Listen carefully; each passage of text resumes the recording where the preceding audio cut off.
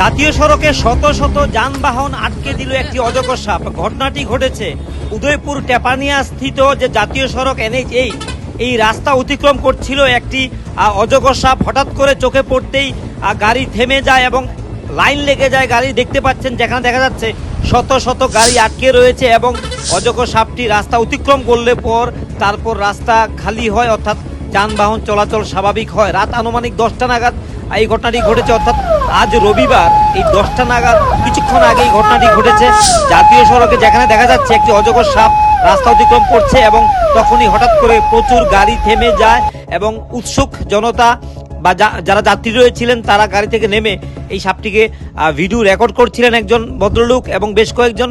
সেই তাদের প্রোফাইল থেকে এই ভিডিওটি আমাদের নেওয়া এবং এই দৃশ্যটি দেখতে পাচ্ছেন যেখান থেকে দেখা যাচ্ছে শত শত গাড়ি আটকে যায়। হঠাৎ করে রাস্তার মধ্যে জাতীয় সড়ক অতিক্রম করতে গিয়ে একটি সাপ প্রচুর যানবাহনকে হঠাৎ করে থামিয়ে দেয়।